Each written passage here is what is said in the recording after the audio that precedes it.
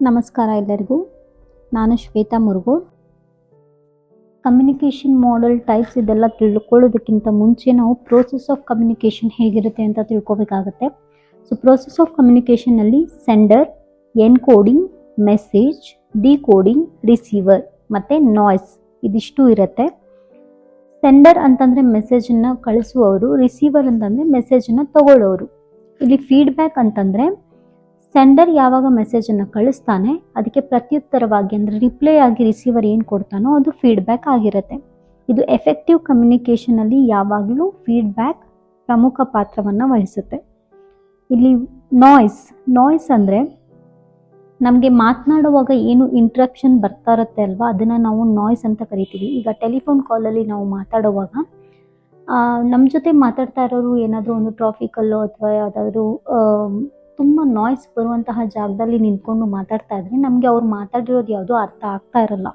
So ಇಂಥ ಟೈಮಲ್ಲಿ ನಾವು ಅದನ್ನು ನಾಯ್ಸ್ ಅಂತ ಕನ್ಸಿಡರ್ ಮಾಡ್ತೀವಿ. ನಾಯ್ಸಲ್ಲೂ ಕೂಡ ಬೇರೆ ಬೇರೆ ಥರ ಇದೆ. ಈಗ ರೈಟಿಂಗಲ್ಲಿ ನಾಯ್ಸ್ ಹೇಗೆ ಸಿಗುತ್ತೆ ಅಂತಂದರೆ, ಯಾವುದಾದ್ರೂ ಪೂರ್ ಹ್ಯಾಂಡ್ ರೈಟಿಂಗ್, ಯಾರು ಬರೆದಿರೋ ಬರವಣಿಗೆ ನಮಗೆ ಅರ್ಥ ಆಗ್ತಿಲ್ಲ, ಅವ್ರದ್ದು ಎಷ್ಟೇ ಓದಿದ್ರೂ ಅರ್ಥ ಆಗ್ತಿಲ್ಲ ಅಂತ ಅಂದಾಗ ಅದು ಕೂಡ ನಾಯ್ಸ್ ಆಗಿ ಕನ್ವರ್ಟ್ ಆಗುತ್ತೆ. ಆಮೇಲೆ ಲೌಡ್ ಆರ್ ಸಾಫ್ಟ್ ಸ್ಪೀಚ್, ಯಾರಾದರೂ ನಿಧಾನಕ್ಕೆ ಮಾತಾಡ್ತಿರ್ತಾರೆ, ಅವ್ರು ಮಾತಾಡೋದೇ ನಮ್ಗೆ ಕೇಳಿಸ್ತಾನೇ ಇಲ್ಲ, ಅದು ಅರ್ಥನೇ ಆಗ್ತಿಲ್ಲ ಅಂತಂದಾಗ ಅದು ಕೂಡ ಕಮ್ಯುನಿಕೇಷನಲ್ಲಿ ನಾಯ್ಸ್ ಆಗಿ ಕನ್ವರ್ಟ್ ಆಗುತ್ತೆ. ನಾಯ್ಸಲ್ಲಿ physiological noise, physical noise, psychological noise, semantic noise ಅಂತ ಇದೆ. ಫಿಸಿಯಾಲಜಿಕಲ್ ನಾಯ್ಸ್ನಲ್ಲಿ ಹಂಗರ್, ಹೆಡೇಕ್, ಮೆಡಿಕೇಷನ್ ಅಂದರೆ ನಮ್ಗೆ ಯಾವಾಗ ಹುಷಾರಿರಲ್ಲ ಆಗ ನಾವು ಮಾತಾಡೋ ರೀತಿನೇ ಬೇರೆ ಇರುತ್ತೆ. ಮತ್ತು ಹೆಡ್ಡೇಕ್ ಇರುವಾಗ ನಾವು ಮಾತಾಡಿದ್ದು ಅವ್ರಿಗೆ ಅರ್ಥ ಆಗದೆ ಇರಬಹುದು, ಅಥವಾ ನಮ್ಗೆ ಹೆಡ್ಡೇಕ್ ಇರುವಾಗ ಅವ್ರು ಹೇಳ್ತಿರೋ ಇನ್ಫಾರ್ಮೇಷನ್ನ ನಾವು ಸರಿಯಾಗಿ ತೊಗೊಳ್ದೇ ಇರಬಹುದು. ಮತ್ತು ಹಸಿವಾದಾಗ ನಾವು ಮಾತಾಡೋ ರೀತಿನೇ ಬೇರೆ ಇರುತ್ತೆ, ನಮಗೆ ಮಾತಿನಲ್ಲಿ ಆಸಕ್ತಿ ಇರೋದಿಲ್ಲ, ಆವಾಗ ಮೊದಲು ಹಸಿವಿನ ಕಡೆ ಗಮನ ಇರುತ್ತೆ. ಇದೆಲ್ಲ ಫಿಸಿಯಾಲಜಿಕಲ್ ನಾಯ್ಸಲ್ಲಿ ಬರುತ್ತೆ. ಮತ್ತು ಫಿಸಿಕಲ್ ನಾಯ್ಸಲ್ಲಿ ಟ್ರಾಫಿಕ್ ಸೌಂಡ್, ಟ್ರಾಫಿಕಲ್ಲಿ ನಿಂತ್ಕೊಂಡು ಮಾತಾಡುವಾಗ ಟ್ರಾಫಿಕ್ ನಾಯ್ಸ್, ಆಮೇಲೆ ಹಾರ್ನ್ ಎಲ್ಲ ಮಾಡ್ತಿರ್ತಾರೆ, ಅದು ನಮಗೆ ಮಾತಿಗೆ ಇಂಟ್ರಪ್ಟ್ ಮಾಡ್ತಾ ಇರತ್ತೆ. ಜೊತೆಗೆ ಪೂರ್ ಲೈಟಿಂಗಲ್ಲಿ ತುಂಬ ಕತ್ಲಲ್ಲಿ ನಿಂತ್ಕೊಂಡು ಮಾತಾಡ್ತಾ ಇದ್ರೆ ಫೇಸ್ ಟು ಫೇಸ್ ಅವ್ರ ಮುಖ ನಮ್ಗೆ ಕಾಣಲ್ಲ, ನಮ್ಮ ಮುಖ ಅವ್ರಿಗೆ ಕಾಣಲ್ಲ, ನಾವು ಅದನ್ನು ಕೇಳಿಸ್ಕೊಳ್ಳೋಕ್ಕೆ ಸರಿಯಾಗಿ ಆಗೋದಿಲ್ಲ ಅಥವಾ ಸರಿಯಾಗಿ ರೆಸ್ಪಾಂಡ್ ಮಾಡೋಕ್ಕಾಗೋದಿಲ್ಲ. ಆಗ ಏನಾಗುತ್ತೆ, ಕಮ್ಯುನಿಕೇಷನ್ ಎಫೆಕ್ಟಿವ್ ಆಗಿ ಇರೋದಿಲ್ಲ. ಈಗ ನಾವು ಕೆಲವು ಸರಿ ಆಗಿರುತ್ತೆ ಇದು ನಮಗೂ ಕೂಡ, ನಾವು ಒಬ್ರೊಬ್ರು ಎದುರುಗಡೆ ಕುತ್ಕೊಂಡು ಮಾತಾಡ್ತಾ ಇರುವಾಗ ಯಾರು ಅಡ್ಡ ಬಂದರೆ ಅವ್ರನ್ನ ಜರುಗು ಅಂತ ಹೇಳಿ ನಾವು ಮಾತಾಡ್ತೀವಿ. ಯಾಕೆ ಹಾಗೆ ಮಾಡ್ತೀವಿ ಅಂತಂದರೆ ಅಲ್ಲಿ ಒಂದು ನಾಯ್ಸ್ ಕ್ರಿಯೇಟ್ ಆಗಿರುತ್ತೆ, ಮಧ್ಯದಲ್ಲಿ ಬರ್ತಿರೋರು ನಮ್ಮ ಮಾತಿಗೆ ಇಂಟ್ರಪ್ಟ್ ಮಾಡ್ತಾ ಇರ್ತಾರೆ. ಸೈಕಾಲಜಿಕಲ್ ನಾಯ್ಸಲ್ಲಿ ಮೂಡ್ ಸ್ವಿಂಗ್. ಈಗ ನೆಕ್ಸ್ಟ್ 1 ಅವರಲ್ಲಿ ಮೀಟಿಂಗ್ ಇದೆ ಅಂತಂದಾಗ ನಾವು ಮನೆಯಿಂದ ಹೊರಡಬೇಕಾದ್ರೆ ಅಲ್ಲಿ ಏನೋ ನಮಗೆ ಇರಿಟೇಷನ್ ಆಯಿತು ಅಥವಾ ಬೇರೆಯವ್ರ ಮಾತಿಂದ ನಮಗೆ ಕೋಪ ಬಂತು, ಇವೆಲ್ಲ ಬಂದು ಮೀಟಿಂಗಲ್ಲಿ ಅದ್ರದ್ದು ಎಫೆಕ್ಟ್ ತೋರಿಸ್ತಾ ಇರತ್ತೆ. ಅಥವಾ ಯಾವುದೋ ಒಂದು ಟೀಚರ್ ಒಂದು ಕರೆಕ್ಷನ್ ಎಲ್ಲ ಮಾಡುವಾಗ ಮನೇಲಿ ಏನೋ ಒಂದು ಜಗಳನೋ ಏನೋ ಮಾಡ್ಕೊಂಡು ಬಂದಾಗ ಒಬ್ಬ ಹುಡುಗ ಏನೋ ತಪ್ಪು ಬರೆದಿದ್ರೆ ಅದು ಚಿಕ್ಕ ತಪ್ಪಾಗಿದ್ರೂ ಕೂಡ ದೊಡ್ಡದಾಗಿ ಕಾಣಿಸುತ್ತೆ. ಇವೆಲ್ಲ ಸೈಕಾಲಜಿಕಲ್ ನಾಯ್ಸಲ್ಲಿ ಬರುತ್ತೆ. ಸೆಮ್ಯಾಂಟಿಕ್ ನಾಯ್ಸ್ ಅಂತಂದರೆ ಇದನ್ನು ಜಾಸ್ತಿ ರೈಟರ್ಸ್ ಯೂಸ್ ಮಾಡ್ತಾರಂತೆ. ಅದು ಯಾವುದಾದ್ರೂ ಬುಕ್ಕೆಲ್ಲ ಬರೆಯುವಾಗ ಟೆಕ್ನಿಕಲ್ ವರ್ಡ್ಸ್ನ ಅದರಲ್ಲಿ ಯೂಸ್ ಮಾಡ್ತಾರೆ ಅಥವಾ ಟೆಕ್ನಿಕಲ್ ಲ್ಯಾಂಗ್ವೇಜಸ್ ಯೂಸ್ ಮಾಡ್ತಾರೆ. ಅದನ್ನು ಈಸಿಯಾಗಲೇ ಹೇಳಬಹುದು, ಆದರೂ ಕೂಡ ಅದನ್ನು ಟಫ್ ವರ್ಡಲ್ಲಿ ಬರೆದು ನಮಗೆ ಅರ್ಥ ಆಗಿಲ್ಲ ಅಂತಂದರೆ ಅದು ಅಗೇನ್ ನಾಯ್ಸ್ ಆಗಿ ನಾವು ಅಂದ್ಕೊಳ್ಬಹುದು. ಈ ರೀತಿ ನಾಯ್ಸಲ್ಲೂ ಕೂಡ ಹಲವಾರು ವಿಧ ಇದೆ. ನಾಯ್ಸ್ ಅಂದರೆ ಮತ್ತೇನೂ ಅಲ್ಲ, ನಮಗೆ ಕಮ್ಯುನಿಕೇಷನ್ನಲ್ಲಿ ಅರ್ಥ ಆಗದೇ ಇರೋದಕ್ಕೆ ಯಾವುದು ಕಾರಣ ಆಗುತ್ತೋ ಅದು ನಾಯ್ಸ್ ಅಂತ ಆಗುತ್ತೆ. ಈ ವಿಡಿಯೋದಲ್ಲಿ ನಾನು ಕಮ್ಯುನಿಕೇಷನ್ ಮಾಡೆಲ್ಸ್ ಬಗ್ಗೆ ಎಕ್ಸ್ಪ್ಲೇನ್ ಮಾಡ್ತಾ ಇದ್ದೀನಿ. ಮಾಡೆಲ್ಸ್ ಆಫ್ ಕಮ್ಯುನಿಕೇಷನಲ್ಲಿ ಹಲವಾರು ವಿಧಗಳಿದೆ. ನಾನಿಲ್ಲಿ 11 ವಿಧಗಳನ್ನ ನಿಮಗೆ ತಿಳಿಸ್ತಾ ಇದ್ದೀನಿ.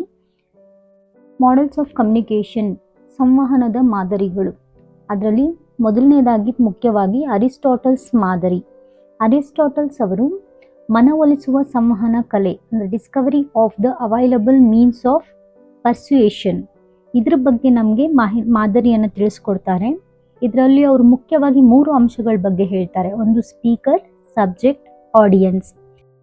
ಇಲ್ಲಿ ಸ್ಪೀಕರ್ ಆದವನು ತನ್ನ ಆಡಿಯನ್ಸ್ನ ಅಥವಾ ತನ್ನ ಪ್ರೇಕ್ಷಕರನ್ನು ಮನವೊಲಿಸುವ ಸಲುವಾಗಿ ವಿಷಯಗಳನ್ನು ಮಂಡಿಸ್ತಾ ಹೋಗ್ತಾನೆ. ಯಾಕಂದರೆ ಅವನು ಅವರ ಆಸಕ್ತಿಯನ್ನು ಗೇನ್ ಮಾಡಬೇಕಾಗಿರುತ್ತೆ. ಹಾಗಾಗಿ ಅವನು ತನ್ನ ಪ್ರೇಕ್ಷಕರ ಮನವನ್ನು ಒಲಿಸುವ ಸಲುವಾಗಿ ಅವನು ತನ್ನ ಮಾಹಿತಿಯನ್ನು ಮಂಡಿಸ್ತಾ ಹೋಗ್ತಾನೆ. ಹಾಗಾಗಿ ಇದನ್ನು ಮನವೊಲಿಸುವ ಸಂವಹನ ಕಲೆ ಅಥವಾ Discovery of the available means of persuasion ಅಂತ ಕೂಡ ಕರೀತಾರೆ.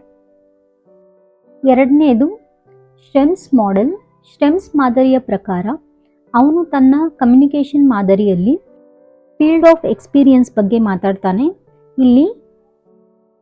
ಇಲ್ಲಿ ಸೆಂಡರ್ ಮತ್ತು ರಿಸೀವರ್ ಇಬ್ಬರಿಗೂ ಕೂಡ ಅವರು ಮಾತಾಡ್ತಿರೋ ಕ್ಷೇತ್ರದ ಬಗ್ಗೆ ಅನುಭವವನ್ನು ಹೊಂದಿರಬೇಕಾಗತ್ತೆ. ಫಾರ್ ಎಕ್ಸಾಂಪಲ್ ಒಬ್ಬ ಕನ್ನಡ ಪ್ರೊಫೆಸರ್ ಇನ್ನೊಬ್ಬ ಕನ್ನಡ ಪ್ರೊಫೆಸರ್ ಜೊತೆ ಮಾತಾಡೋದು, ಅಥವಾ ಒಬ್ಬ ಅನುಭವವುಳ್ಳ ಡಾಕ್ಟರ್ ಇನ್ನೊಬ್ಬ ಅನುಭವವುಳ್ಳ ಡಾಕ್ಟರ್ ಜೊತೆ ಮಾತಾಡೋದು, ಹೀಗೆ ಅನುಭವವನ್ನು ಹೊಂದಿರಬೇಕಾಗತ್ತೆ. ಸೆಂಡರ್ ಮತ್ತು ರಿಸೀವರ್ ಇಬ್ಬರಿಗೂ ಕೂಡ ವಿಷಯದ ಬಗ್ಗೆ ಜ್ಞಾನ ಇರಬೇಕಾಗತ್ತೆ. ಆಗ ಮಾತ್ರ ಕಮ್ಯುನಿಕೇಷನ್ ಪರಿಣಾಮಕಾರಿಯಾಗಿ ನಡೆಯುತ್ತೆ. ಇಲ್ಲಿ ಸ್ಟ್ಯಾಮ್ಸ್ ಮಾಡೆಲ್ಸ್ ಅಲ್ಲಿ ಅವರು ಹೇಳೋ ಪ್ರಕಾರ ಸೆಂಡರ್ ಹಾಗೂ ರಿಸೀವರ್ ಇಬ್ಬರಿಗೂ ಕ್ಷೇತ್ರದ ಬಗ್ಗೆ ಅನುಭವ ಇರಬೇಕಾಗತ್ತೆ. ಕೇವಲ ಜ್ಞಾನ ಇದ್ರೆ ಸಾಲದು, ಅದರಲ್ಲಿ ಕೆಲಸ ಮಾಡಿರುವಂತಹ ಅನುಭವ ಇರಬೇಕಾಗತ್ತೆ. ಆಗ ಮಾತ್ರ ವಿಷಯದ ಬಗ್ಗೆ ಆಸಕ್ತಿ ಹೆಚ್ಚಾಗಿ ಒಂದು ಒಳ್ಳೆ ಪರಿಣಾಮಕಾರಿಯಾದ ಸಂವಹನ ಇಲ್ಲಿ ನಡೆಯುತ್ತೆ ಅನ್ನೋದು ಸ್ಟೆಮ್ಸ್ ಅವರ ಮಾಡೆಲ್ ಆಫ್ ಕಮ್ಯುನಿಕೇಷನ್ ಆಗಿದೆ. ಇವರು ಇಲ್ಲಿ 5 ಅಂಶಗಳನ್ನ ನಮಗೆ ಹೇಳ್ತಾರೆ. Field of experience, source encoder, signal, field of experience, decoder, destination. ಇಲ್ಲಿ ಇಬ್ರು ಕೂಡ ಫೀಲ್ಡ್ ಆಫ್ ಎಕ್ಸ್ಪೀರಿಯನ್ಸ್ ಇರಬೇಕಾಗತ್ತೆ. ಜೊತೆಗೆ ಸೋರ್ಸ್ ಎನ್ಕೋಡರ್ ಅಂತಂದ್ರೆ ಸೆಂಡರ್ ಕಳಿಸುವಂತಹ ಮಾಹಿತಿ ಸಿಗ್ನಲ್ ಮೂಲಕ ರಿಸೀವರ್ಗೆ ಹೋಗುತ್ತೆ. ಮೂರನೇ ಕಮ್ಯುನಿಕೇಷನ್ ಮಾಡೆಲ್ ಕ್ಯಾಟ್ಸ್ ಮಾಡೆಲ್. ಇವರು ಇಂಟರ್ಮೀಡಿಯರಿ ಮಾಡೆಲ್ ಆಫ್ ಕಮ್ಯುನಿಕೇಷನ್ ಬಗ್ಗೆ ನಮಗೆ ತಿಳಿಸ್ಕೊಡ್ತಾರೆ. ಹಾಗಂದ್ರೆ ಮಧ್ಯವರ್ತಿ ಮಾದರಿಯ ಸಂವಹನ. ಇಲ್ಲಿ ಸ್ಪೀಕರ್ ಆಡಿಯನ್ಸ್ ಮಧ್ಯದಲ್ಲಿ ಗೇಟ್ ಕೀಪರ್ ವರ್ಕ್ ಮಾಡ್ತಾರೆ. ಗೇಟ್ ಕೀಪರ್ ಅಂತಂದ್ರೆ ಅವರು ಮಧ್ಯವರ್ತಿಯಾಗಿ ಇಲ್ಲಿ ಕೆಲಸ ಮಾಡ್ತಿರ್ತಾರೆ. ಸ್ಪೀಕರ್ ಮತ್ತು ಆಡಿಯನ್ಸ್ ನಡುವೆ ಯಾವ ಸಂಭಾಷಣೆ ನಡೀಬೇಕು ಅಥವಾ ಎಷ್ಟು ಮಾಹಿತಿ ಯಾರಿಗೆ ತಲುಪಬೇಕು ಅನ್ನೋದನ್ನ ಗೇಟ್ ಕೀಪರ್ ಇಲ್ಲಿ ಡಿಸೈಡ್ ಮಾಡ್ತಾರೆ. ಇಲ್ಲಿ ಎಕ್ಸಾಂಪಲ್ ನೋಡೋದಾದ್ರೆ ಯಾವುದೋ ಒಂದು ಕಂಪನಿಯನ್ನ ಮುನ್ನಡೆಸಬೇಕಾದ್ರೆ ಅದರ ಬಗ್ಗೆ ಸಂಪೂರ್ಣ ಪರಿಜ್ಞಾನ ಇರುವಂತಹ ವ್ಯಕ್ತಿಯೊಬ್ಬರು ಬೇಕಾಗ್ತಾರೆ. ಇಲ್ಲಿ ಗೇಟ್ ಕೀಪರ್ ಅಂತ ಕೆಲಸವನ್ನ ಮಾಡ್ತಾರೆ. ಕಂಪನಿಯ ಬಗ್ಗೆ ಪ್ರಮೋಟ್ ಮಾಡ್ತಾರೆ, ಕಂಪನಿಗೆ ಅಡ್ವರ್ಟೈಸ್ಮೆಂಟ್ ಕೊಡೋ ಕೆಲಸವನ್ನ ಅವರು ಮಾಡ್ತಾರೆ. ಬ್ರಾಡ್ಕಾಸ್ಟಿಂಗ್, ಪ್ರಿಂಟಿಂಗ್ ಅಥವಾ ಕಂಪನಿ ಬಗ್ಗೆ ಯಾವುದೇ ನಿರ್ಧಾರಗಳನ್ನ ತೆಗೆದುಕೊಳ್ಬೇಕಾದ್ರೆ ಈ ಗೇಟ್ ಕೀಪರ್ ಅಲ್ಲಿ ಪ್ರಮುಖ ಪಾತ್ರವನ್ನ ವಹಿಸ್ತಾರೆ. ಸೊ ಕಂಪನಿಯ ಬಗ್ಗೆ ಯಾವ ಮಾಹಿತಿಯನ್ನ ಬೇರೆಯವ್ರಿಗೆ ನೀಡಬೇಕು ನೀಡಬಾರ್ದು ಅನ್ನೋದನ್ನ ಗೇಟ್ ಕೀಪರ್ ಅವರು ಡಿಸೈಡ್ ಮಾಡ್ತಾರೆ. ಹಾಗಾಗಿ ಇಲ್ಲಿ ಸ್ಪೀಕರ್ ಮತ್ತು ಆಡಿಯನ್ಸ್ನ ಮಧ್ಯೆ ಗೇಟ್ ಕೀಪರ್ ಅವರು ಮಧ್ಯವರ್ತಿಯಾಗಿ ಕೆಲಸ ಮಾಡಿ ಆಡಿಯನ್ಸ್ಗೆ ಎಷ್ಟು ಮಾಹಿತಿ ತಲುಪಬೇಕು ಅನ್ನೋದನ್ನ ಗೇಟ್ ಕೀಪರ್ ಅನ್ನೋಂಥವ್ರು ಡಿಸೈಡ್ ಮಾಡ್ತಾರೆ. ಕಮ್ಯುನಿಕೇಷನ್ನ 4ನೇ ಮಾದರಿ ಶನನ್ ಅಂಡ್ ವೇವರ್ಸ್ ಮಾದರಿ. ಈ ಮಾಡೆಲ್ನ ಮ್ಯಾಥಮೆಟಿಕಲ್ ಮಾಡೆಲ್ ಆಫ್ ಕಮ್ಯುನಿಕೇಷನ್ ಅಂತಲೂ ಕೂಡ ಕರೀತಾರೆ. ವಿಜುವಲ್ ಮೋಡ್ ಆಫ್ ಕಮ್ಯುನಿಕೇಷನ್ ಅಂತಲೂ ಕೂಡ ಕರೀತಾರೆ. ಇದು ಒನ್ ವೇ ಕಮ್ಯುನಿಕೇಷನ್ ಆಗಿರುತ್ತೆ. ಹಾಗಾಗಿ ಇಲ್ಲಿ ಯಾವುದೇ ಫೀಡ್ಬ್ಯಾಕ್ನ ಅಗತ್ಯ ಇರೋದಿಲ್ಲ ಮತ್ತೆ ಪ್ರತಿಕ್ರಿಯೆಗೆ ಯಾವುದೇ ಒತ್ತನ್ನು ನೀಡಿರೋದಿಲ್ಲ. ಇದರಲ್ಲಿ source, transmitter, noise source, receiver, destination ಈ ರೀತಿಯಾಗಿ ಅಂಶಗಳನ್ನ ಹೊಂದಿರುತ್ತೆ. ಇಲ್ಲಿ ಸೋರ್ಸ್ ಅಂದ್ರೆ ಸೆಂಡರ್ ನೀಡುವಂತಹ ಮಾಹಿತಿ ರಿಸೀವರ್ಗೆ ತಲುಪಬೇಕಾದ್ರೆ ಮಧ್ಯದಲ್ಲಿ ಹಲವಾರು ಅಡೆತಡೆಗಳು ಇರುತ್ತೆ. ಅದನ್ನ ನಾಯ್ಸ್ ಸೋರ್ಸ್ ಅಂತ ಕರೀತಾರೆ. ಈಗ ಒಂದು ಫೋನ್ ಕಾಲಲ್ಲಿ ಯಾರಾದರೂ ಮಾತಾಡಬೇಕಾದ್ರೆ ನಮಗೆ ಬ್ಯಾಕ್ಗ್ರೌಂಡಲ್ಲಿರೋ ಸೌಂಡ್ಗಳು ಕೇಳಿಸುತ್ತೆ. ಅದು ತುಂಬ ಪೊಲ್ಯೂಟ್ ಆಗಿ ಇರುತ್ತೆ, ವಾಯ್ಸ್ ಪೊಲ್ಯೂಷನ್. ಅದು ಕೂಡ ನಮಗೆ ಇರಿಟೇಷನ್ ಆಗಿ ಅವ್ರು ನೀಡುವಂಥ ಮಾಹಿತಿ ನಮಗೆ ಸರಿಯಾಗಿ ಅರ್ಥ ಆಗೋದಿಲ್ಲ. ಆಗ ಅಲ್ಲಿ ನಾಯ್ಸ್ ಕ್ರಿಯೇಟ್ ಆಗುತ್ತೆ. ಅದನ್ನು ನಾಯ್ಸ್ ಸೋರ್ಸ್ ಅಂತ ಕರೀತಾರೆ. ಅಂದರೆ ನಾಯ್ಸ್ ಅಂತಂದರೆ ಬ್ಯಾಕ್ಗ್ರೌಂಡಲ್ಲಿ ಏನೇನು ನಮಗೆ ಬೇಡದಂತಹ ಸೌಂಡ್ಗಳು ಕೇಳಿಸುತ್ತೋ ಅದನ್ನು ನಾಯ್ಸ್ ಸೋರ್ಸ್ ಅಂತ ಕರೀತಾರೆ. ಸೊ ಇಲ್ಲಿ ಆ ನಾಯ್ಸ್ ಸೋರ್ಸಿಂದ ರಿಸೀವರ್ಗೆ ಮಾಹಿತಿ ಸರಿಯಾಗಿ ತಲುಪದೇ ಇರುವಂತಹ ಕಾರ್ಯಗಳು ಕೂಡ ನಡೆಯುತ್ತೆ. ಹಾಗಾಗಿ ಇಲ್ಲಿ ಸೆಂಡರ್ ರಿಸೀವರ್ ನಡುವೆ ಒಂದು ನಾಯ್ಸ್ ಸೋರ್ಸ್ ಕೂಡ ಇರುತ್ತೆ. ಅದರ ಬಗ್ಗೆ ನಮಗೆ ಶೆನನ್ ಮತ್ತು ವೇವರ್ ಅವರು ತಿಳಿಸ್ಕೊಡ್ತಾರೆ. ಈ ಮಾಡೆಲ್ನಲ್ಲಿ 3 ಕಾನ್ಸೆಪ್ಟ್ನ ನಮಗೆ ಅವರು ತಿಳಿಸ್ಕೊಡ್ತಾರೆ: ಎಂಟ್ರೋಪಿ, ರಿಡಂಡೆನ್ಸಿ ಮತ್ತು ಚಾನೆಲ್ ಕೆಪಾಸಿಟಿ. ಇಲ್ಲಿ ಎಂಟ್ರೋಪಿ ಅಂದರೆ ಯಾವುದೇ ಒಂದು ಇನ್ಫಾರ್ಮೇಷನ್ನ ಚೂಸ್ ಮಾಡುವಂಥ ರೈಟ್ಸ್ನ ಇಲ್ಲಿ ಕೊಡಲಾಗುತ್ತೆ ರಿಸೀವರ್ಗೆ. ಫಾರ್ ಎಕ್ಸಾಂಪಲ್, ಈಗ ನಾವು ಕಂಪ್ಯೂಟರ್ ಟೆಸ್ಟ್ ತೊಗೋತಾ ಇದ್ದೀವಿ ಅಂತಂದರೆ ಅಲ್ಲಿ ನಮಗೆ ಆಪ್ಷನ್ಸ್ ಇರುತ್ತೆ. ಕಂಪ್ಯೂಟರ್ ಟೆಸ್ಟ್ನಲ್ಲಿ ನೀವು ಟ್ಯಾಲಿನಾದರೂ ಮಾಡ್ಬೋದು, ಎಕ್ಸೆಲ್ ಆದರೂ ಮಾಡ್ಬೋದು, ವರ್ಡ್ ಆದರೂ ಮಾಡ್ಬೋದು. ಈ ರೀತಿ ಆಪ್ಷನ್ಸ್ ಕೊಟ್ಟಿರ್ತಾರೆ. ಅಲ್ಲಿ ಆಪ್ಷನನ್ನು ಚೂಸ್ ಮಾಡುವಂತಹ ಅಧಿಕಾರ ಯಾರು ಟೆಸ್ಟ್ನ ತಗೊಳ್ತಿರ್ತಾರೆ ಅವರಿಗಿರುತ್ತೆ.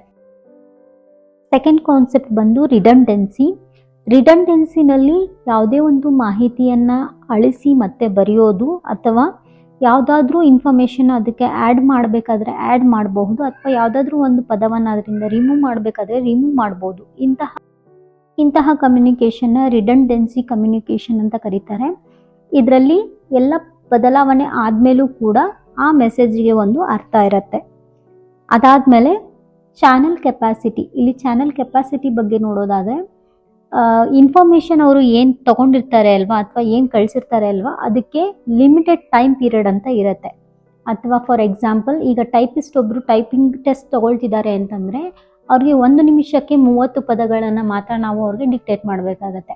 30 ಪದಗಳನ್ನು ಮೀರಿದರೆ ಅವರಲ್ಲಿ ಎರರ್ ಆಗೋ ಚಾನ್ಸಸ್ ಜಾಸ್ತಿ ಇರುತ್ತೆ.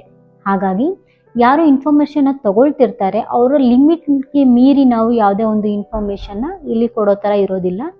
ಯಾಕೆ ಅಂದರೆ ಅದರಿಂದ ಇನ್ಫಾರ್ಮೇಷನಲ್ಲಿ ಎರರ್ ಆಗೋ ಚಾನ್ಸಸ್ ಜಾಸ್ತಿ ಇರುತ್ತೆ. ನೆಕ್ಸ್ಟ್ ಮಾಡೆಲ್ ಬಂದು ಲೀಗನ್ಸ್ ಮಾಡೆಲ್. ಇವರು communicator, message content, channel of communication, treatment of message, audience and audience response or feedback, ಇದ್ರ ಮೇಲೆ ತುಂಬ ಕಾನ್ಸಂಟ್ರೇಷನ್ ಮಾಡಿದ್ದಾರೆ. ಇದು ಕೂಡ ಮಾಮೂಲಿ ಕಮ್ಯುನಿಕೇಷನ್ ಪ್ರೋಸೆಸ್ಸಲ್ಲಿ ಒಂದಾಗಿದೆ. ಇವರು ಇದ್ರ ಮೇಲೆ ಎಲ್ಲದ್ರ ಮೇಲೂ ಫೋಕಸ್ ಮಾಡಿ ಅವರು ತಮ್ಮ ಮಾಡೆಲ್ ಬಗ್ಗೆ ತಿಳಿಸ್ಕೊಟ್ಟಿದ್ದಾರೆ. 6ನೇ ಮಾಡೆಲ್ ಬಂದು ಹೆಲಿಕಲ್ಸ್ ಮಾಡೆಲ್. ಹೆಲಿಕಲ್ಸ್ ಮಾಡೆಲ್ನ ಪ್ರಸ್ತಾಪ ಮಾಡಿರೋರು ಫ್ರಾಂಕ್ ಡಾನ್ಸ್. ಅವರು ಈ ಮಾಡೆಲ್ನ linear as well as circular combined model ಅಂತ ಹೇಳಿ ಕರೆದಿದ್ದಾರೆ. ಹಾಗಂದರೆ ಇದು ಸುರುಳಿ ಸಂವಹನ, ಅದು ಸುರುಳಿಯ ರೂಪದಲ್ಲಿ ಒಂದು ಆಕಾರವನ್ನು ಕೊಟ್ಟು ಸಂವಹನ ಆರಂಭದಲ್ಲಿ ಕಡಿಮೆ ಇದ್ದು ನಂತರ ಬೆಳೆಯುತ್ತಾ ಹೋಗುತ್ತದೆ. ಇಲ್ಲಿ ಮಾತಿನ ಕೌಶಲ್ಯವು ಅನುಭವದಿಂದ, ಜ್ಞಾನದಿಂದ ಬೆಳೆಯುತ್ತಾ ಹೋಗುತ್ತೆ ಅಂತ ಹೇಳ್ತಾರೆ. ಅಂದರೆ ಸ್ಟಾರ್ಟಿಂಗಲ್ಲಿ ನಮಗಿರುವಂತಹ ಜ್ಞಾನ, ಫಾರ್ ಎಕ್ಸಾಂಪಲ್ ಇವಾಗ ನಾವು ಓದುವಾಗ ಇರುವಂತಹ ಜ್ಞಾನ, ನಾವು ಒಂದು ಕೆಲಸ ಮಾಡಿ 10 ವರ್ಷ ಅದರಲ್ಲಿ ಎಕ್ಸ್ಪೀರಿಯನ್ಸ್ ತಗೊಂಡಾಗ ಅದು ಇನ್ನೂ ಜಾಸ್ತಿ ಆಗಿರುತ್ತೆ. ಈ ಹೆಲಿಕಲ್ಸ್ ಮಾಡೆಲ್ನ ಪ್ರಕಾರ ಇದು ಏಕಮುಖ ಮತ್ತು ವೃತ್ತಾಕಾರ ಸಂವಹನದ ಸಂಯೋಜಿತವಾಗಿದೆ. ಅಂದರೆ ಎರಡೂ ಕೂಡ ಅದರಲ್ಲಿದೆ. ಒನ್ ವೇ ಕಮ್ಯುನಿಕೇಷನ್ ಜೊತೆಗೆ ಸರ್ಕ್ಯುಲರ್ ಕಮ್ಯುನಿಕೇಷನ್ ಕೂಡ ಇದರಲ್ಲಿ ಸೇರ್ಕೊಂಡಿದೆ. ಅದನ್ನು ಪ್ರತ್ಯೇಕವಾಗಿ, ಅಂದರೆ ಏಕಮುಖ ಸಂವಹನನೇ ಬೇರೆ ಮತ್ತು ವೃತ್ತಾಕಾರ ಸಂವಹನನೇ ಬೇರೆ ಅಂತ ಅವರು ಪ್ರತ್ಯೇಕವಾಗಿ ನೋಡೋಕೆ ಅವರು ಒಪ್ಪೋದಿಲ್ಲ. ಇದು ಹೆಲಿಕಲ್ಸ್ ಮಾಡೆಲ್ನ ಮೀನಿಂಗ್. 7th ಮಾಡೆಲ್ ನೋಡೋದಾದರೆ ಬೆರ್ಲೋಸ್ ಮಾಡೆಲ್. ಬೆರ್ಲೋಸ್ ಅವರು ಇವರ ಮಾಡೆಲ್ನ SMCR ಮಾಡೆಲ್ ಅಂತ ಹೇಳಿ ಕರೆದಿದ್ದಾರೆ. ಇದನ್ನು ನಾವು SMCR ಮಾಡೆಲ್ ಅಂತಲೇ ಗುರುತಿಸ್ತೀವಿ. ಇದು ಒಂದು ಲೀನಿಯರ್ ಮಾಡೆಲ್ ಆಫ್ ಕಮ್ಯುನಿಕೇಷನ್ ಆಗಿದೆ, ಅಂದರೆ ಏಕಮುಖ ಸಂವಹನವಾಗಿದೆ. There is no two way communication. ಇಲ್ಲಿ ಇಬ್ಬರಿಂದಲೂ ಮಾತುಕತೆ ನಡೆಯೋದಿಲ್ಲ, ಅಂದರೆ ಸೆಂಡರ್ ಮತ್ತು ರಿಸೀವರ್ ಇಬ್ಬರಿಂದಲೂ ಫೀಡ್ಬ್ಯಾಕ್ ಸಿಕ್ಕೋದಿಲ್ಲ. ಇಲ್ಲಿ ಸೆಂಡರ್ ಮಾತ್ರ ಒಂದು ಮಾಹಿತಿಯನ್ನು ನೀಡ್ತಾನೆ, ಮತ್ತು ಇಲ್ಲಿ ಫೀಡ್ಬ್ಯಾಕ್ ಬಗ್ಗೆ ಯಾವುದೇ ಯೋಚನೆ ಇರೋದಿಲ್ಲ. ನಾಯ್ಸ್ ಅಂತಂದರೆ ಬ್ಯಾಕ್ಗ್ರೌಂಡ್ ನಾಯ್ಸ್, ಸೌಂಡ್ಸ್ ಯಾವುದು ಇಲ್ಲಿ ಡಿಸ್ಟರ್ಬ್ ಮಾಡೋದಿಲ್ಲ. ಹಾಗಾಗಿ ಇಲ್ಲಿ ಯಾವುದೇ ಬೆರಿಯರ್ಸ್ ಕಮ್ಯುನಿಕೇಷನ್ಗೆ ಇರೋದಿಲ್ಲ, ಅಡೆತಡೆಗಳು ಕಂಡು ಬರೋದಿಲ್ಲ ಸಂವಹನದಲ್ಲಿ. ಮತ್ತು ಇವ್ರು ಹೇಳೋದು ಏನು ಅಂತಂದರೆ, ಸೆಂಡರ್ ಮತ್ತು ರಿಸೀವರ್ ಇಬ್ರಿಗೂ ಕೂಡ ಕಮ್ಯುನಿಕೇಷನ್ ಸ್ಕಿಲ್ ಇರಬೇಕು, ಅವ್ರಿಗೆ ಆ್ಯಟಿಟ್ಯೂಡ್ ಇರಬೇಕು, ಯಾವ ಮಾಹಿತಿ ಬಗ್ಗೆ ಮಾತಾಡ್ತಿರೋದಾರೆ ಅನ್ನೋದ್ರ ಬಗ್ಗೆ ನಾಲೆಜ್ ಕೂಡ ಇರಬೇಕಾಗತ್ತೆ. ಸೋಷಿಯಲ್ ಸಿಸ್ಟಮ್, ಕಲ್ಚರ್ ಇಲ್ಲೆಲ್ಲ ಮ್ಯಾಟರ್ ಆಗುತ್ತೆ. ಮತ್ತು ಇವ್ರು ಹೇಳೋದೇನು ಅಂದರೆ, ಮೆಸೇಜ್ ಅವ್ರು ಏನು ಕಳಿಸ್ತಿದ್ದಾರೆ ಅದಕ್ಕೆ ಒಂದು ಸ್ಟ್ರಕ್ಚರ್ ಇರುತ್ತೆ. ಈಗ ಸೆಂಡರ್ ಒಬ್ಬ ರಿಸೀವರ್ಗೆ ಯಾವುದೋ ಒಂದು ಮೆಸೇಜ್ ಕಳಿಸ್ತಿದ್ದಾನೆ ಅಂತಂದರೆ, ಈಗ ನನಗೆ ಮಾತಾಡೋಕ್ಕೆ ಬರುತ್ತೆ ಆ್ಯಸ್ ಅ ಸೆಂಡರ್, ಮುಂದೆ ಇರುವಂತಹ ವ್ಯಕ್ತಿಗೆ ಮಾತು ಬರೋದಿಲ್ಲ, ಕಿವಿ ಕೇಳಿಸೋದಿಲ್ಲ ಅಂತಂದಾಗ ನಾನು ಅವ್ರ ಜೊತೆ ಮಾತಾಡಿ ಸಂವಹನ ನಡೆಸೋಕ್ಕೆ ಆಗೋದಿಲ್ಲ. ಅಂಥ ಟೈಮಲ್ಲಿ ನಾನೇನು ಮಾಡೋಕ್ಕಾಗತ್ತೆ, ಅವ್ರಿಗೆ ಅರ್ಥ ಆಗೋ ರೀತಿನಲ್ಲಿ ನನ್ನ ಮಾತುಗಳನ್ನ ಬರವಣಿಗೆ ಮೂಲಕನೋ ಅಥವಾ ಬೇರೆ ಸನ್ನೆ ಮಾಡೋದ್ರ ಮೂಲಕನೋ ಅಥವಾ ಗೆಸ್ಟರ್ಸ್ ತೋರಿಸೋ ಮೂಲಕನೋ ಅದನ್ನು ವ್ಯಕ್ತಪಡಿಸ್ಬೇಕಾಗತ್ತೆ. ಕಡೆಯಲ್ಲಿ ರಿಸೀವರ್ಗೆ ಆ information ತಲುಪಬೇಕಾಗತ್ತೆ.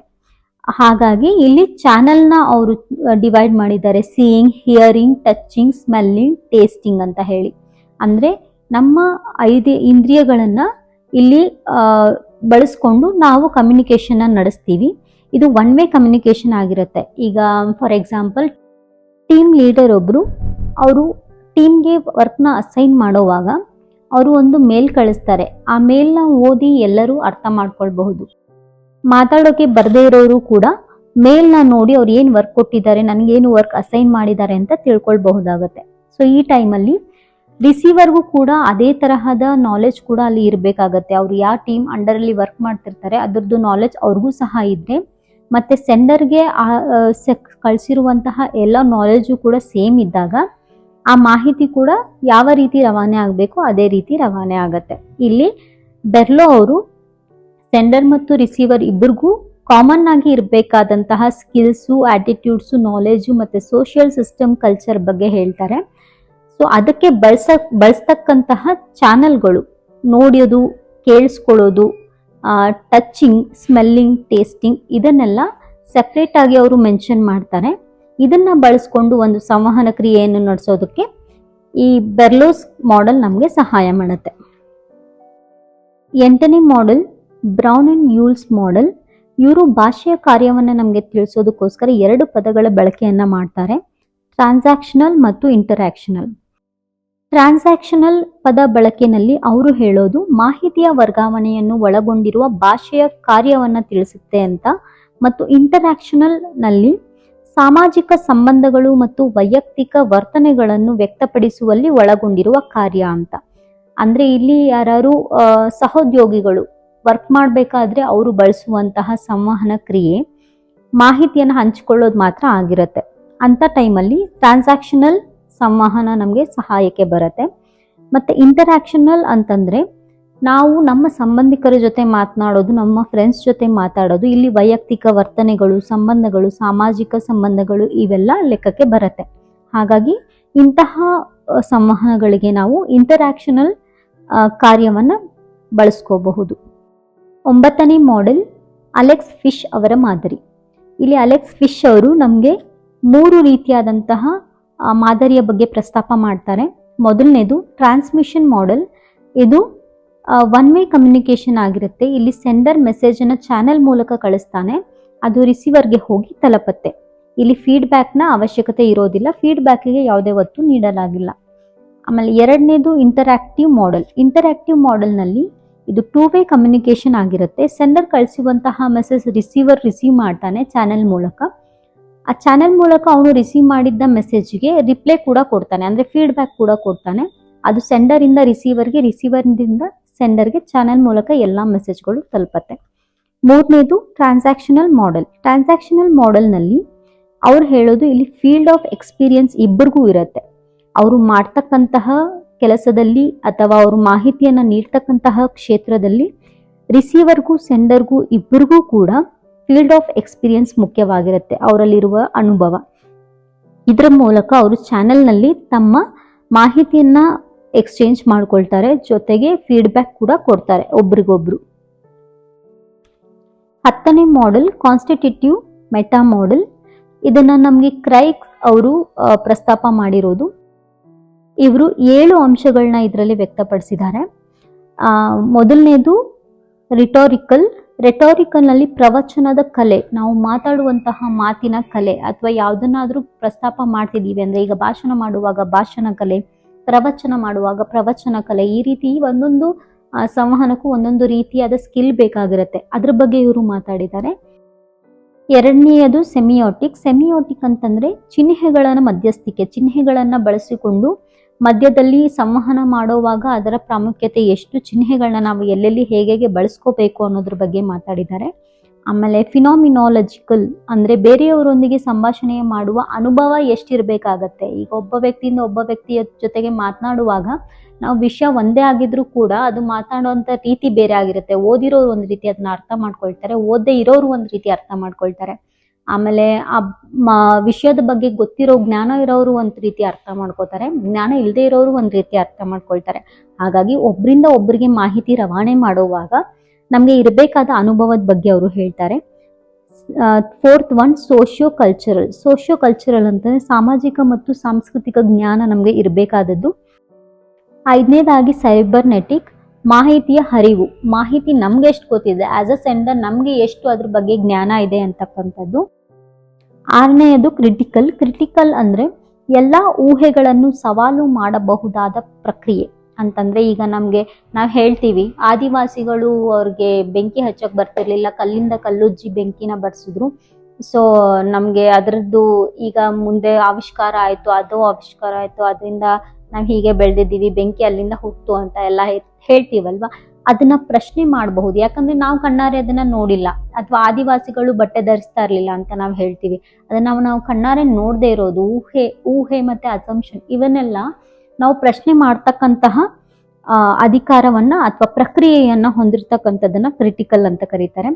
7th one socio psychological, ಅಂದ್ರೆ ವ್ಯಕ್ತಿಗಳ ಪರಸ್ಪರ ಸಂಭಾಷಣೆ ಹೇಗಿರಬೇಕು, ಅವರು ಅದನ್ನ ಯಾವ ರೀತಿ ಸಂಭಾಷಣೆ ಮಾಡ್ತಾರೆ ಅನ್ನೋದು ಕೂಡ ಇಲ್ಲಿ ನಮಗೆ ತಿಳಿಸ್ಕೊಟ್ಟಿದ್ದಾರೆ. ಇದು ಕ್ರೈಗ್ ಅವರ ಕಮ್ಯುನಿಕೇಶನ್ ಮಾಡೆಲ್. 11ನೇ ಮಾಡೆಲ್ ಮತ್ತು ನಾನು ಹೇಳ್ತಾ ಇರುವಂತಹ ಕಡೆ model mass media model. Mass media model ನಾವು ಹೆಸರಲ್ಲೇ ಗೊತ್ತಾಗುತ್ತೆ, ಅದು ಅಟೆನ್ಷನ್ ಗೇನಿಂಗ್ ಮಾಡೆಲ್ ಅಂತ ಕೂಡ ಕರೀತಾರೆ ಇದನ್ನ. ಯಾವಾಗಲೂ ಮಾಸ್ ಮೀಡಿಯಾ ಅಂತಕ್ಕಂಥದ್ದು ಅಟೆನ್ಷನ್ ಗೇನಿಂಗ್ ಆಗೇ ಹುಟ್ಕೊಂಡಿರುವಂಥದ್ದು. ಇಲ್ಲಿ ಸ್ಪೀಕರ್ ಏನು ಮಾತಾಡ್ತಾನೋ ಅದು ಮುಂದೆ ಇರುವವರನ್ನ ಅಟ್ರಾಕ್ಟ್ ಮಾಡೋದಕ್ಕೆ ಆಗಿರತ್ತೆ, ಅದು ಅವರ ಮುಖ್ಯ ಉದ್ದೇಶ ಆಗಿರುತ್ತೆ. ಇದರಲ್ಲಿ ನಾವು ಟ್ರಾನ್ಸ್ಮಿಷನ್, ಎಕ್ಸ್ಪ್ರೆಷನ್, ಅಟೆನ್ಷನ್ ಗೇನಿಂಗ್ ಅಂತಹ 3 ಮಾಡೆಲ್ಗಳನ್ನ ನೋಡ್ಬೋದು. ಟ್ರಾನ್ಸ್ಮಿಷನ್ ನಲ್ಲಿ ಸೆಂಡರ್ ಮತ್ತೆ ರಿಸೀವರ್ ಇರ್ತಾರೆ. ಈ ಟ್ರಾನ್ಸ್ಮಿಷನ್ ಮಾಡೆಲ್ನಲ್ಲಿ ಹೆಚ್ಚು ಬಳಕೆಗೆ ಬರೋದು ಶಿಕ್ಷಣ ಕ್ಷೇತ್ರ, ಧರ್ಮ ಕ್ಷೇತ್ರ ಮತ್ತು ಸರ್ಕಾರದೊಂದಿಗಿನ ಸಾಂಸ್ಥಿಕ ಸಂದರ್ಭಗಳ ಸಮಯದಲ್ಲಿ ಇದು ಹೆಚ್ಚು ಬಳಕೆಗೆ ಬರುತ್ತೆ. ಈ ಟ್ರಾನ್ಸ್ಮಿಷನ್ ಮಾಡೆಲ್ ಬಂದು ಮಾಧ್ಯಮ ಚಟುವಟಿಕೆಗಳಿಗೆ ಸಂಬಂಧಿಸಿರೋದಿಲ್ಲ. ಎಕ್ಸ್ಪ್ರೆಷನ್ ಮಾಡೆಲ್ ಅಂತ ಅಭಿವ್ಯಕ್ತಿ ಅಥವಾ ರಿಚುವಲ್ ಮಾಡೆಲ್, ಧಾರ್ಮಿಕ ಮಾಡೆಲ್ ಅಂತ ಕೂಡ ಇದನ್ನ ಕರೀತಾರೆ. ಸೆಂಡರ್ ಮತ್ತು ರಿಸೀವರ್ ಇಬ್ರು ಇಲ್ಲಿ ಇರ್ತಾರೆ, ಆದ್ರೆ ಅವರು ಉದ್ದೇಶಕ್ಕಿಂತ ಹೆಚ್ಚಿನ ಮಹತ್ವವನ್ನ ಇಲ್ಲಿ ಬಾಹ್ಯ ವ್ಯಾಖ್ಯಾನಕ್ಕೆ ಕೊಡಲಾಗುತ್ತೆ. ಇಲ್ಲಿ ಅವರು ತೋರಿಸುವಂತಹ ಪ್ರದರ್ಶನ, ಈಗ ಯಾವುದೋ ಒಂದು ನಾಟಕ ನೋಡಕ್ ಹೋಗಿದ್ದೀವಿ, ನಾಟಕ ಮಾಡ್ತಿರೋರು ನಮ್ಗೆ ಸೆಂಡರ್ ಆದ್ರೆ ನಾಟಕನ ನೋಡ್ತಿರೋ ನಾವು ರಿಸೀವರ್ ಆಗ್ತೀವಿ. ಇಲ್ಲಿ ಸೆಂಡರ್ನ ಉದ್ದೇಶ ನಾಟಕವನ್ನ ಮಾಡೋದು ಮತ್ತೆ ರಿಸೀವರ್ನ ಉದ್ದೇಶ ನಾಟಕವನ್ನ ನೋಡೋದು. ಈ ರೀತಿ ಆಗಿರೋದಕ್ಕಿಂತ ಹೆಚ್ಚಿನದ್ದು ಈ ಎಲ್ಲ ನಾಟಕ ಮುಗಿದ ಮೇಲೆ ನಮ್ಗೆ ಒಂದು ಫೀಡ್ಬ್ಯಾಕ್ ಸಿಗತ್ತೆ ಅಲ್ಲ, ಬಾಹ್ಯ ವ್ಯಾಖ್ಯಾನ, ಆ ನಾಟಕ ಹೇಗಿತ್ತು, ಅದರಿಂದ ಏನೇನ್ ಆಯ್ತು, ಅಥವಾ ಯಾರ ಜೀವನದಲ್ಲಿ ಏನೇನೋ ಅದಕ್ಕೆ ಸಂಬಂಧಪಟ್ಟಿತ್ತು, ಈ ರೀತಿ ಎಲ್ಲ ಆದಂತಹ ಫೀಡ್ಬ್ಯಾಕ್ಗಳು ಇಲ್ಲಿ ಮುಖ್ಯ ಆಗತ್ತೆ. 3ನೇದು attention gaining model. Attention gaining model mass media ಮಾಡೆಲ್ನಲ್ಲಿ ತುಂಬಾ ಪ್ರಮುಖವಾದದ್ದು. ಮಾಸ್ ಮೀಡಿಯಾ ಕಮ್ಯುನಿಕೇಷನ್ನ ಮುಖ್ಯ ಉದ್ದೇಶನೇ ಅಟೆನ್ಷನ್ ಗೇನಿಂಗ್ ಆಗಿರುತ್ತೆ. ಫಾರ್ ಎಕ್ಸಾಂಪಲ್, ಬ್ರೇಕಿಂಗ್ ನ್ಯೂಸ್ ಹೇಳ್ತಾರೆ, ಇವತ್ತು ಇದಾಯ್ತು, ಇವತ್ತು ಅದಾಯ್ತು, ಆ ನಟ ಹೀಗೆ ಮಾಡಿದ್ರು, ಈ ನಟಿ ಹೀಗೆ ಮಾಡಿದ್ರು. ಸೊ ಬ್ರೇಕಿಂಗ್ ನ್ಯೂಸ್ ಯಾಕೆ ಅಂತಂದ್ರೆ ಅವರು ವ್ಯೂವರ್ಸ್ನ ಗೇನ್ ಮಾಡಬೇಕಾಗತ್ತೆ, ಅವರು ಅಟ್ರಾಕ್ಷನ್ ಗೇನ್ ಮಾಡಬೇಕಾಗತ್ತೆ. ಹಾಗಾಗಿ ಅವರು ಬ್ರೇಕಿಂಗ್ ನ್ಯೂಸ್ಗಳು ಕೂಡ ಇದಕ್ಕೆ ಎಕ್ಸಾಂಪಲ್ ಆಗುತ್ತೆ. ಮತ್ತೆ ಯೂಟ್ಯೂಬ್ ಚಾನಲ್ಗಳು ನೀವು ನೋಡಿದ್ರೆ ಅವ್ರ ಬ್ಯಾನರ್ ಅಲ್ಲೇ ಬೇರೆ ಇನ್ಫಾರ್ಮೇಶನ್ ಇರುತ್ತೆ, ಯೂಟ್ಯೂಬ್ ತೆಗೆದು ಅವರು ವಿಡಿಯೋಸ್ ನೋಡೋಕ್ಕೆ ಸ್ಟಾರ್ಟ್ ಮಾಡಿದಾಗಲೇ ಬೇರೆ ಇನ್ಫಾರ್ಮೇಶನ್ ಇರುತ್ತೆ. ಫಾರ್ ಎಕ್ಸಾಂಪಲ್, ಕೆಸೆಟ್ ಎಕ್ಸಾಮ್ ಮತ್ತೆ ಕಾಲ್ಫಾರ್ಮ್ ಮಾಡಿದ್ದಾರೆ ಅಂತ ಅವರು ಬ್ಯಾನರ್ ಅಲ್ಲಿ ಹಾಕೊಂಡಿದ್ರೆ, ಅದು ನೆಕ್ಸ್ಟ್ ನೀವು ಓಪನ್ ಮಾಡಿ ನೋಡಿದಾಗ ಇನ್ನೂ ಮುಂದೆ ಯಾವಾಗೋ ಕರೀತಾರೆ ಅನ್ನೋದನ್ನ ಅವ್ರು ಈಗಲೇ ಬೇರೆ ತರ ಅದನ್ನ ನಮ್ಗೆ ಅಲ್ಲಿ ಕಾಣೋ ರೀತಿ ಮಾಡಿರ್ತಾರೆ. ಸೊ ಅವರು ಅಟೆನ್ಷನ್ ಗೇನಿಂಗ್ಗೋಸ್ಕರ ಆ ರೀತಿ ಎಲ್ಲ ಮಾಡಿರ್ತಾರೆ. ಇದು ಅದಕ್ಕೆ ಎಕ್ಸಾಂಪಲ್. ಸೊ ಮಾಸ್ ಮೀಡಿಯಾ ಅಂತಕ್ಕಂಥದ್ದು ಅಟೆನ್ಷನ್ ಗೇನಿಂಗ್ ಆಗಿ ಇರುವಂತಹ ಮಾಡೆಲ್. ಸೊ ಈ ವಿಡಿಯೋನಲ್ಲಿ ನೀವು ತಿಳ್ಕೊಂಡಿದ್ದು models of communication, Aristotle's model, Schramm's model, Cad's model, Shannon and Weaver model, Leagans model, helical's model, Berlo's model, Brown and Yule's model, Alex Fish model, constitutive meta model, ಮತ್ತೆ ಕಡೆಯದಾಗಿ mass media model. ಇದರಲ್ಲಿ ಏನಾದರೂ doubt ಇದ್ರೆ ನನಗೆ comment ಮಾಡಿ. ಆಮೇಲೆ ನಿಮ್ಗೆ ಯಾವುದಾದ್ರೂ ಇನ್ಫಾರ್ಮೇಷನ್ ಇದರಲ್ಲಿ ಬೇಕಾಗಿತ್ತು, ಯಾವುದಾದ್ರೂ ಮಾಡೆಲ್ ಬಗ್ಗೆ ಇನ್ಫಾರ್ಮೇಷನ್ ಬೇಕಿತ್ತು ಅಂತಂದರೆ ನನಗೆ ಕಮೆಂಟ್ ಮಾಡಿ, ನಾನು ಅದ್ರ ಬಗ್ಗೆ ತಿಳಿಸ್ಕೊಡ್ತೀನಿ.